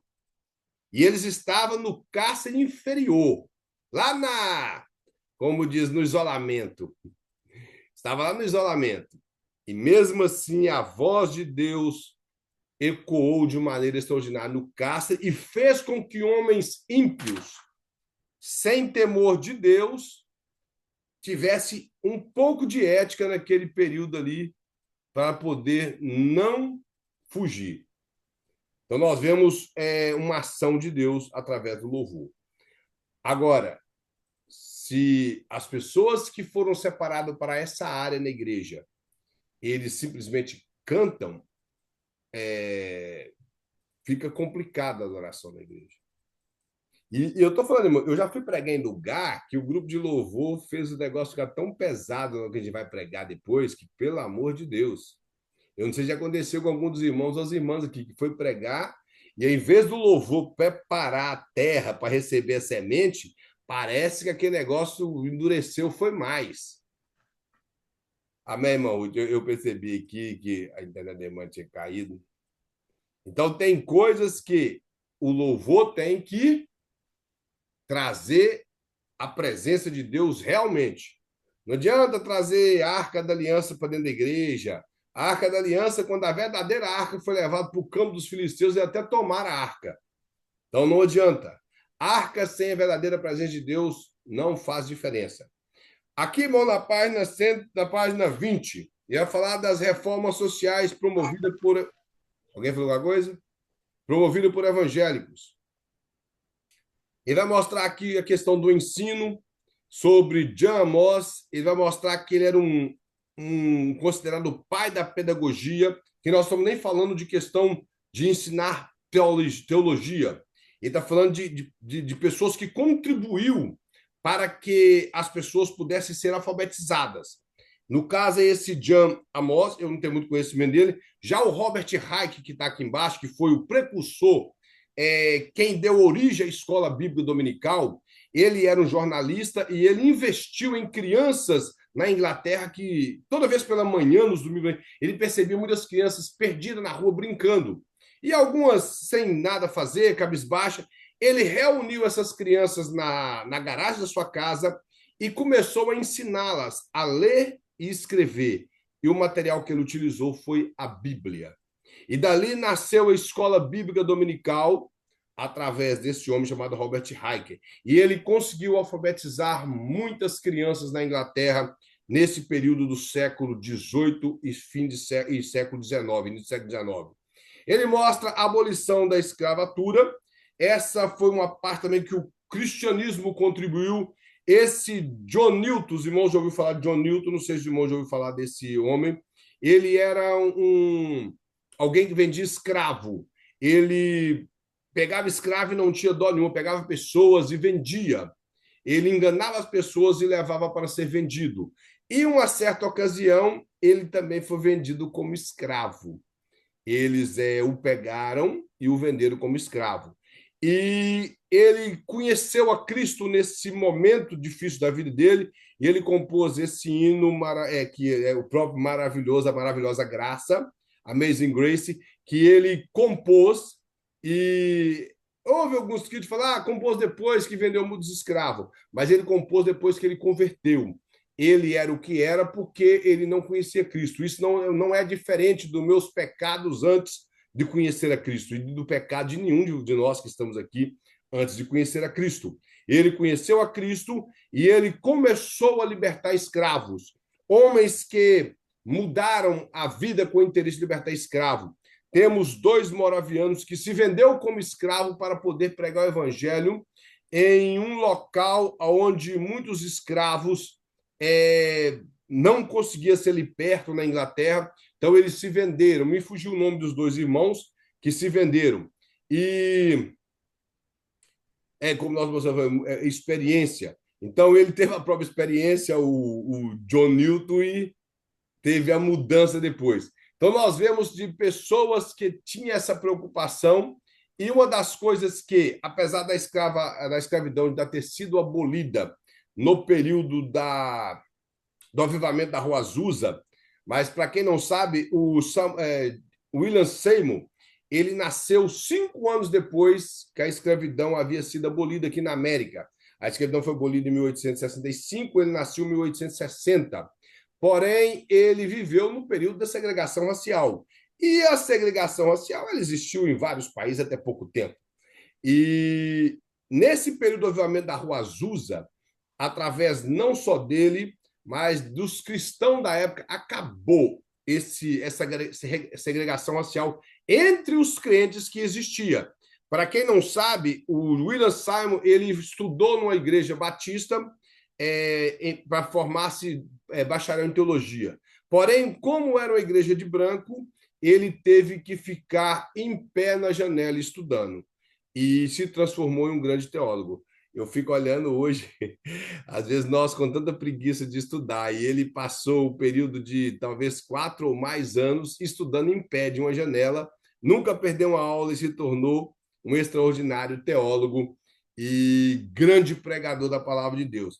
Aí o pastor vai mostrar aqui de homens que contribuiu, como Charles Finney e esse Samuel Hopkins, e outros homens que contribuíram na América para a libertação de escravos. Na Inglaterra, existia um homem chamado, me fugiu o nome dele, mas alguma coisa, Ludovic, que foi um dos principais moravianos, que ele cedia suas terras para libertar escravos e eles viverem na sua terra.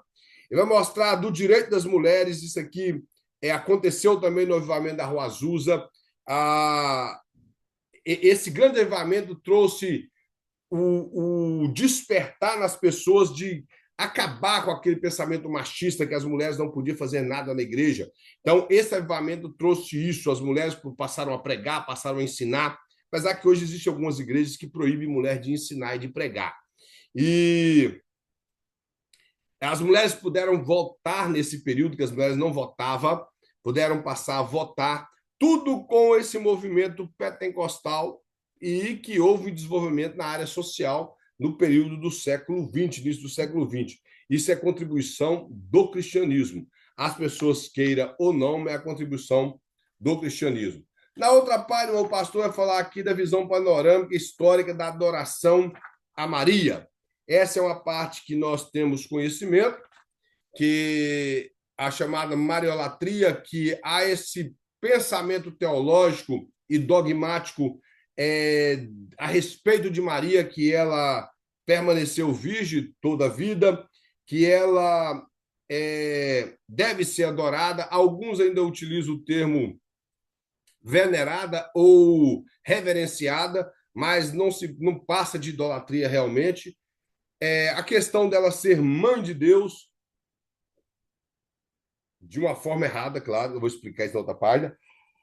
A questão da reza, a questão do rosário, que essa questão das pessoas fazerem a reza do rosário, dela ter sido também concebida imaculada. Se você for pegar isso, você vai ver que então há uma linhagem de pessoas que não cometeram pecado. E se elas não cometeram pecado, elas deveriam estar vivas até hoje, porque o que faz a morte reinar é o pecado. E se a pessoa não pecou, ela deveria estar viva até hoje.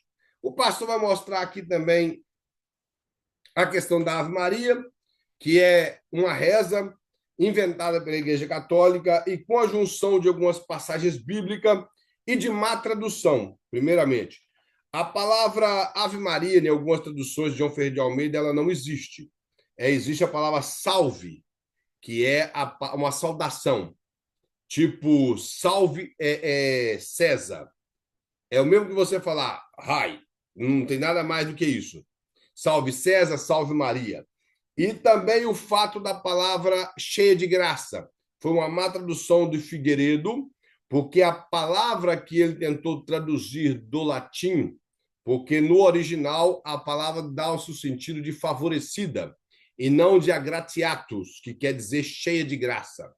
E mesmo assim, quando você lê numa ótica normal, sem ser uma ótica católica, você vai saber que uma pessoa cheia de graça não quer dizer que ela transmite graça para os outros, que ela tem poder de dar graça como Cristo tem em Deus. Mas a Maria cheia de graça, ela seria uma mulher que ela foi agraciada por Deus, nada mais do que isso. Ela teve o favor de Deus. Porque a palavra no grego lá seria isso: você foi favorecida. Deus atendeu para você. Ele olhou para você. Isso seria uma pessoa que foi favorecida por Deus. Aqui, irmãos, o pastor, para nós terminarmos, na próxima página, o pastor vai falar uma visão saudável a respeito de Maria. Por que seria bom ver isso? Porque o pessoal ficou tão assim, fica tão preocupado com a questão da idolatria a Maria, principalmente os cristãos, no caso, pentecostal, que eles nem falam de Maria. Os irmãos já reparou que no culto das irmãs, congresso das irmãs, a pessoa prega sobre Débora, sobre Ana, prega sobre todas as mulheres da Bíblia. Priscila, prega, mas não prega sobre Maria. Alguém já ouviu uma pregação sobre Maria dentro da Assembleia de Deus? Eu nunca ouvi. Inclusive, eu fui convidado a pregar no Congresso de Irmãs e eu peguei ali no capítulo 16 da carta de Paulo aos Romanos, que ele faz saudações ali. É a maior lista de saudação dele, finais, é na carta aos Romanos. E ele dá nome de muitas mulheres ali. E o nome de Maria, mãe de Jesus, não está ali porque ela não vivia em Roma. Possivelmente, naquele período, ela já vivia em Éfeso. E o apóstolo Paulo, ele cita, só que no meu sermão eu incluí Maria. Ela não estava lá, mas eu incluí Maria pelo fato de que Maria foi uma extraordinária mulher. Isso nós não podemos negar. A Bíblia não traz muito coisa a respeito de Maria, mas mostra ela na entrega total a Deus. Ela assumir um posto de poderia ter um problema com o seu noivo, que era José, que era já um marido, na verdade, porque o noivado naquela época era documentado e tudo. Ela simplesmente guardava um período chamado o período de desposamento, que quer dizer que já era casado, mas não coabitava junto, e isso rompia em divórcio e até em apedrejamento. E ela foi disposta a encarar. Então, nós vemos um papel de uma grande mulher. Nós não podemos negar isso. E as pessoas, por medo, não falam de Maria. O evangelista. Sim. Desculpa, meu vídeo está desligado, mas eu queria compartilhar uma coisa, Pode você falar, falando amigo. disso aí. Eu já consegui trazer muitas pessoas a não ter tanta raiva do evangélico pro católico, né? Não ter raiva do evangélico porque eu falo bem de Maria. Inclusive meu pai, ele é idólatra, né? Ele não é salvo ainda. Uhum. E ele é devoto de Maria. E daí eu ensinei para minha irmã a falar com ele, né? Que ela estava indo para o Brasil, eu ensinei ela a falar com ele, que a gente admira muito Maria. Ela era uma mulher fantástica, que tem muito a se inspirar nela, que ela era tão especial que Deus escolheu para ser a mãe do Salvador, que ela é muito fantástica, ela só não é digna de ser adorada, porque ela não é a protagonista da história. Porém, a gente tem que admirá-la, porque ela é uma pessoa muito devota a Deus, dedicada. Meu pai ficou impressionado quando a gente começou a falar assim dela. Ele disse, é mesmo? E vocês não têm raiva de Maria, não? A minha irmã falou, não, de forma nenhuma. Inclusive a sogra dela, que tem muito problema com o evangélico, por causa de Maria. Existe essa picuinha besta, né, entre evangélico e católico, por falta de sabedoria. E quando ela começou a falar que se inspirava em Maria nesse sentido de ser uma verdadeira serva, de se entregar, de ser uma verdadeira adoradora, ela perdeu a birra com os evangélicos e ela até escuta mais, sabe? Hum. Então, eu acho que é uma maneira assim bem legal da gente conseguir conquistar os católicos é explicar isso, que Maria ela tem muito exemplo para nos dar, para a gente seguir. Porém, o Salvador é Jesus, não é ela, ela foi só um instrumento. Mas quando você fala bem dela, a pessoa para e te escuta, em vez dela te empurrar, né? Não quero te ouvir porque você acha que tua religião é melhor que a minha, e não é. Quando a gente faz dessa forma, a gente consegue conquistar a pessoa mais rápido para que ela possa ouvir quem verdadeiramente é o Salvador. Isso é verdade, porque e isso é que eu falei no início, quando eu começo a falar de Maria, que o problema do povo é duas coisas que o pessoal pentecostal, pela Igreja Católica, fazer, e os espíritas também, que a Igreja Evangélica não faz, é caridade. Eles acham que não precisa fazer, porque caridade não salva, e critica a religião que faz pensando que salva. O erro é eles pensar que salva. Mas isso não nos imite de fazer caridade. Porque Jesus disse para os fariseus que eles eram bons dizimistas, porém eram maus praticantes de justiça. Jesus falou: vocês podem sim dizimar, mas não precisa de vocês deixar de não ter misericórdia. Isso, fala que ela é cheia de graça e que refere-se à graça de Maria. Ela recebeu de Deus que não concede graça. Essa é uma verdade. Só que a Igreja Católica tem alguns que têm um pouco de inteligência em relação a Maria, outros não. Boa parte dos católicos não estuda a Bíblia, não diferente de muitos evangélicos, que não estudam a Bíblia, e infelizmente são pegados a dogmas. Aí o pastor vai mostrar aqui os pontos saudáveis e positivos em relação a Maria, como eu falei. Nós não podemos ser ignorantes, igual a nossa irmã Fabiana falou aqui, em relação a Maria. Eu só não concordo que Maria tem essas manifestações diferentes, como nós temos em vários lugares. No México é de Guadalupe, no Brasil é da Aparecida, e vai daí por diante, de Fátima, de não sei mais quem. A Maria bíblica, que é a mãe de Jesus, o nosso Salvador, ela não tem essas manifestações mentirosas.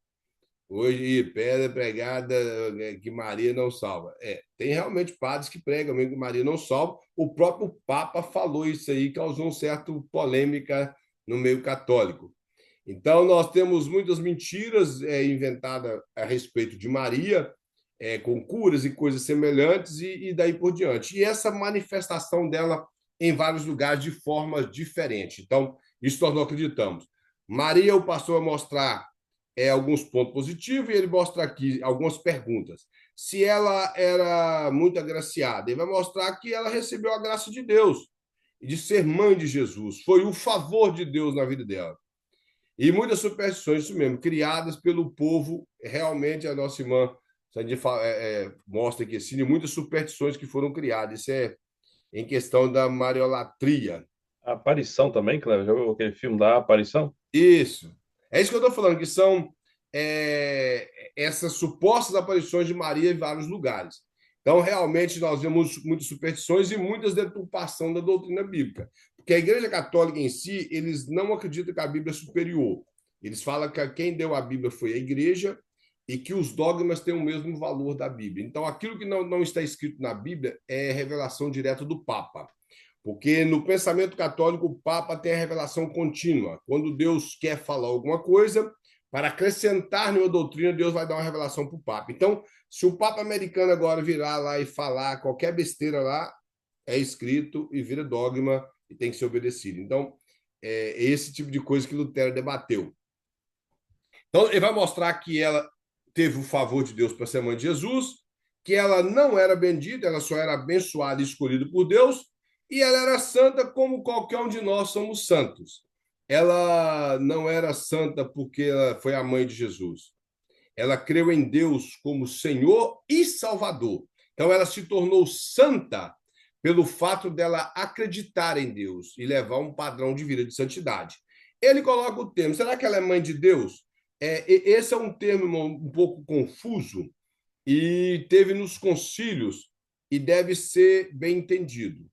Maria, quando esse termo mãe de Deus, ele foi utilizado em um concílio para debater contra os gnósticos, que quando os gnósticos eles estavam negando que Jesus ou ele era só Deus ou era só humano, me fugiu o nome do teólogo aqui, não sei se foi Ário. Inclusive, eu falei com os irmãos que alguém que debateu, não foi Ário, melhor dizendo, Ário foi o do arianismo. Quem debateu com o arianismo na aula passada, que eu tinha fugido o nome, é Anastácio. Ele debateu contra Ário num concílio e ele venceu Ário na heresia de que Cristo não era Deus.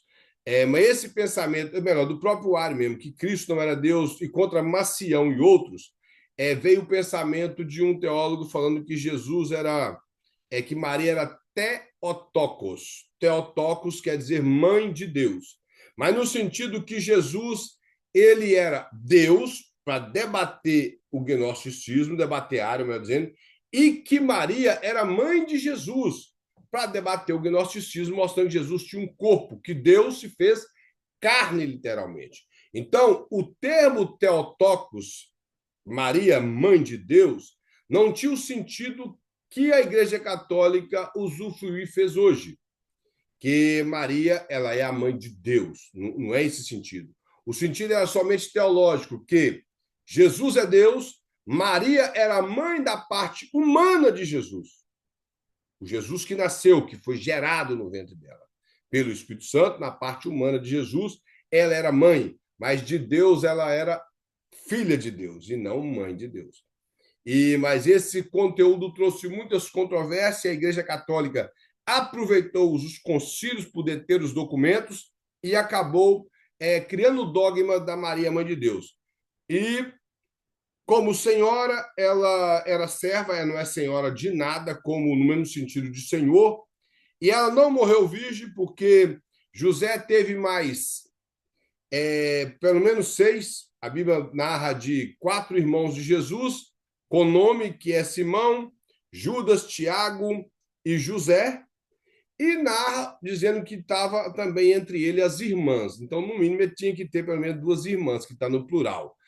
E por que? Aí há tradições que falam que José já tinha esses filhos quando casou com Maria, porque José era mais velho, está no Evangelho deuterocanônico de Tiago e de Tomé. Porém, a Bíblia em Lucas mostra que Jesus foi apresentado no templo para se cumprir a lei de Moisés da apresentação dos primogênitos, que deveria ser resgatado ou por um boi, por um carneiro, por um cordeiro, ou por uma pombinha, ou por 2 rolinhas, dependendo do grau de questões de status financeiro da pessoa. E se Jesus foi apresentado como primogênito, é porque ele foi o filho primeiro de José e Maria. Está na Bíblia, muito claro. Ele foi apresentado como primogênito, porque todo primogênito tinha que ser apresentado no templo. E lá em Lucas, capítulo 1, mostra que Jesus foi apresentado no templo, cumprindo a lei de Moisés dos primogênitos, que foi resgatado no Egito, sob a praga que matou os primogênitos do Egito. Então, Jesus foi sim o filho primogênito. E também no capítulo 1 do Evangelho de Mateus fala assim, que José não conheceu Maria. Conhecer-lhe é ter relação sexual. Até que Jesus nasceu. Se falar até que Jesus nasceu, é porque depois ele teve relação com ela. E mais, digamos que Maria tivesse morrido virgem. O que isso tem a ver? Quanta gente já morreu virgem? Seja nova ou velha. Mudou alguma coisa na pessoa que morreu virgem? Não mudou nada. E o milagre não foi de Maria, foi de Deus, em ela conceber dentro da questão de ser virgem. Não foi milagre dela, foi milagre de Deus. Segue sendo sem utilidade acreditar que ela é superior porque ela engravidou tendo virgem. E, por último, ela não nasceu em pecado, como eu falei com os irmãos, senão viria uma linhagem de pessoas santas, porque existe um pensamento que a mãe de Maria, que era Santa Ana, isso é tradição, a Bíblia não fala do nome dela, que essa Santa Ana também não tinha pecados. E se a Santa Ana não tinha pecado, suponhamos que o nome da mãe de Maria era Ana, a mãe da Santa Ana também não teria que ter pecado. Aí a mãe dessa aí, a mãe da outra, a mãe da outra. Então era uma casta. Hã? Era uma dinastia ali, Uma casta. dinastia sem pecado. E deveria estar vivo tudo até hoje. Porque a Bíblia diz que o salário do pecado é a morte. E todos. Maria tinha qual idade naquela média, quando ela foi Não grávida? tem como descobrir. Eu já ouvi A dizer que ela era bem tradição nova. desse livro apócrifo de Tiago, de Tiago, isso mesmo, isso não é Bíblia, fala que ela tinha 14 anos e José tinha 74 quando ela casou. De 13 anos a 14, e José tinha 74 quando casou com ela. Mas, e tem pregador que prega isso aí, isso é mentira, isso não está na Bíblia, não. Isso não está na Bíblia, a Bíblia não fala a idade de Maria. Fala que ela era uma jovem, uma mulher virgem. E possivelmente ela não era tão criança assim, porque ela foi ter com Isabel, sua prima. Isabel, para ela casar com Zacarias, Zacarias tinha que ter acima de 20 anos. O normal de uma pessoa casar naquela época era apto de 20 anos acima, o homem. A mulher, a Bíblia não descreve, mas nós vemos que se Isaac casou com Rebeca, Isaac parece que não era tão mais velho do que Rebeca até morreu primeiro do que ele. Então ele não era tão mais velho do que ela. E nós vemos essas preocupações que esses livros apócrifos escreveram e as pessoas ficam transmitindo isso para frente. Então, a idade de Maria nós não sabemos. Só sabemos que possivelmente ela tinha, sei lá, tinha entre seus 20 anos a 25 anos. Não tem como descrever que era menos do que isso.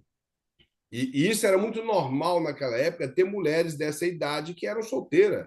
Até hoje nós temos, por que naquela época ia ser diferente? Então não tem nada a ver uma coisa com a outra. Esse livro de Tomé e de Tiago é um livro apócrifo, que tenta narrar um pouco da infância de Jesus, da história de José e Maria, e são gnósticos, além de tudo. Não são nem livros assim, de uma pessoa que não pertencia à religião, não. São livros gnósticos.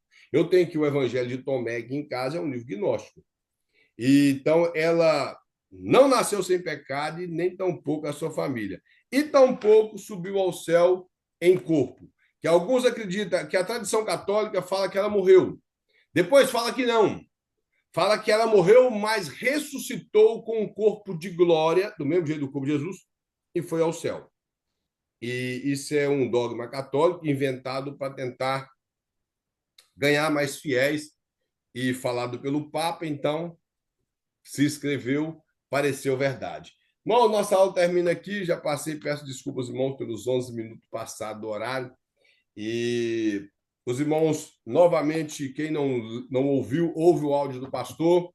Lá tem a data da entrega do trabalho. O pastor já explicou por que ele mudou, que seria prova, e por que vai ser um trabalho. E como eu já falei com os irmãos, são das lacunas que estão presentes aqui. Os irmãos podem enviar no mesmo formato que nós enviamos as respostas da prova. Se alguém tiver alguma dúvida, chama o pastor no privado ou no próprio grupo do bacharel e pergunta para ele se será todo o exercício ou se será alguma parte do exercício. Mas parece que é todos esses lacunas que contém na apostila, que é para os irmãos enviar para o pastor, colocando lá, tipo, o primeiro exercício, a letra tal, e coloca como letra A, B, C e as palavras na frente. Algumas nós corrigimos, mas as de hoje não deu para corrigir com os irmãos, porque hoje o pastor resolveu falar isso a respeito do trabalho. Que Deus em Cristo abençoe os irmãos. Só no ano que vem que eu volto revê-los. Só no próximo ano. E ainda nem no mês que vem, né? Mas possivelmente nós vamos demorar ainda, talvez lá para fevereiro ou março, dependendo do desenvolvimento da matéria do pastor. Então, meu Deus em Cristo abençoe a todos. Foi um prazer estar com os irmãos nessa matéria e que o Senhor possa estar vos guardando cada dia mais e vos fortalecendo nessa caminhada extraordinária que é andar com Cristo. Feliz Natal para todos. É algo. Amém. Eu acho que a nossa próxima matéria, não sei se é o senhor que vai dar, o pastor Prestes, é a nossa última matéria, praticamente, do grupão que começou. Sim, parece. Eu quero agradecer a vida do pastor por toda a dedicação, amém, sabe? Por trazer tanto conhecimento a nós, que o Senhor possa abençoar cada vez mais a sua vida e prosperar. Foi muito bom estar contigo. Maravilha, que Deus abençoe. Agradeço a Deus. Parabéns. Obrigado. Feliz Natal para todo tem isso mundo. aí, tem algum dos irmãos aqui que eu não vou ver nem o ano que vem. Eu acho que eu vou ver só o o irmão Wellington Eu, e talvez o irmão Washington. Acho que o Zé de Souza também forma. não vou formar não, agora não. Vai querer continuar? Esse grupo aí eu cheguei um pouco atrasado. Algumas É. matérias antes Ah, tá. deles. Ficou algumas matérias pendentes? Sim. Ok. Então, Graças a realmente, Deus, eu já estou fazendo parte da leva que vai terminar. isso que o pastor, ele está para fazer uma formatura, ele até falou se tudo correr bem, devido à saúde dele, ele está para fazer uma formatura esse ano. Ele falou que precisa fazer uma formatura e vamos estar lá. Ele até falou que vai ser para o lado de cá mesmo, nossa, essa formatura. Vamos estar lá e Deus vai nos abençoar. Amém? Vamos agradecer ao Senhor. Feliz Natal para todos também na sala e que Deus possa estar vos abençoando. Aqueles que vão formar, eu também vos parabenizo, que vocês possam colocar em prática tudo aquilo que vocês aprenderam aqui e glorificar o nome do Senhor. Amém? Oremos a Deus. Senhor Deus, nós te amamos, ó meu Pai, te bendizemos, te glorificamos, te enaltecemos, ó Deus, por mais uma disciplina que foi concluída, pelos teus filhos presentes, tuas filhas, pela tua glória, ó Pai, pelo teu poder, pela força que o Senhor concedeu a cada um para chegar até aqui.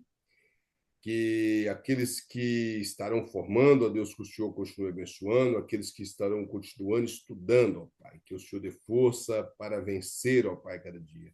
Guarde a todos, ó Deus, nesse dia, abençoe o lar de cada um, que esse resto de ano, ó Pai, o Senhor esteja cobrindo os teus filhos e tuas filhas com o sangue do Cordeiro, e nos dando experiências, ó Pai, não apenas mais uma mudança de ano, mas experiências Meu que marcam a Deus, nossa em vida. nome de Seja Jesus. conosco, ó Pai, nos guarda em nome de Jesus. Irmãos, que Deus em Cristo abençoe a todos, todos tenham uma excelente noite. O Pai vos abençoe a todos. Feliz Natal. Feliz Natal a todos. Amém. Feliz Natal para todo mundo. Boas festas. Amém.